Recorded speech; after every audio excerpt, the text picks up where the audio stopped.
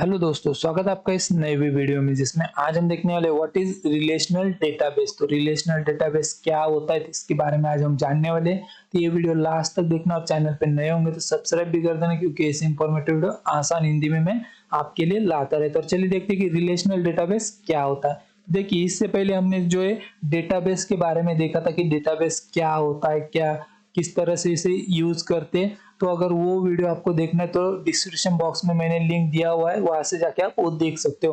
और शॉर्ट में अगर हम डेटाबेस के बारे में देखें तो डेटाबेस क्या होता है कि एक लार्ज अमाउंट ऑफ डेटा होता है, तो जिसे हम डेटाबेस कहते हैं। और रिलेशनल डेटाबेस क्या होता है, तो देखिए, relational database is a type of database that organise data into tables. Relation कहा जाता है टेबल्स को, that are connected through relationships. तो देखिए, यहाँ पे क्या होता है कि डेटाबेस क्या होता है, लार्ज अमाउंट ऑफ डेटा होता है।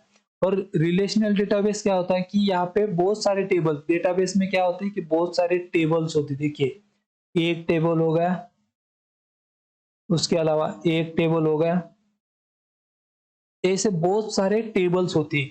और जब हम ये इन टेबल को कुछ कनेक्ट करते कुछ चीजों के जरिए, जैसे कि यहाँ पे बहुत सारी चीजें होती है, कीज वगैरह होती है, तो उनके जरिए हम इन्हें कनेक्ट करते, रिलेशंस देके इन्हें कनेक्ट करते, तो इसे हम रिलेशनल डेटाबेस कहते हैं। रिलेशनल डेटाबेस कहते हैं। यहाँ पे क्या होता है कि हर एक टेबल में रोज होती है, कॉलम्स होते हैं, जिसे कि रिकॉर्ड्स फील्ड्स कहा जाता है। और एक टेबल को देखिए, यहाँ पे ये मान लो कि एक टेबल है, तो इसे रिलेशन कहा जाता है, या फिर हम इसे R1 भी कह सकते हैं। उसके बाद ये एक टेबल है, इसे R2 कह सकते हैं। इस तरह से ये रिलेशंस होते हैं। और हर एक टेबल में रोज और कॉलम्स होते हैं, उसमें डेटा भरा हुआ होता है। और देखिए, रिलेशनल डेटाबेस जो है यूज करता है स्ट्रक्चरल क्वेरी लैंग्वेज, जिसे एसक्यूएल कहा जाता है। आगे चल के आपको इसके बारे में पता चलने ही वाला है कि एसक्यूएल क्या होता है क्या नहीं। तो एसक्यूएल के जरिए हम रिलेशनल डेटाबेस में जो भी डेटा होता है,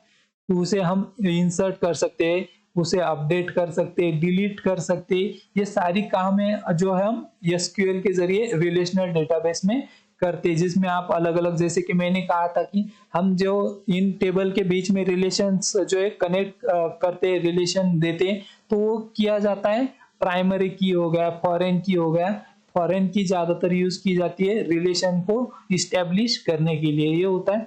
और इसके एग्जांपल के बारे में हम देखें तो यहाँ पे RDBMS होता है, रिलेशनल डेटाबेस मैनेजमेंट सिस्टम जो होता है। तो इसमें MySQL हो गया, पोस्टेज एसक्यूएल, ओरेकल डेटाबेस हो गया, माइक्रोसॉफ्ट एसक्यूएल सर्वर हो गए। तो एक एग्जांपल है, ये होता है रिलेशनल डेटाबेस, जिसमें अलग अलग जो डेटाबेस है उन्हें हम जो है कनेक्ट करते हैं कुछ जो रिलेशनशिप के जरिए, तो उसे रिलेशनल डेटाबेस कहा जाता है। और इसके बारे में और कोई जानकारी चाहिए होगी तो आप मुझे कमेंट में पूछ सकते हो, फिर मुझे इंस्टाग्राम पे DM कर सकते हो।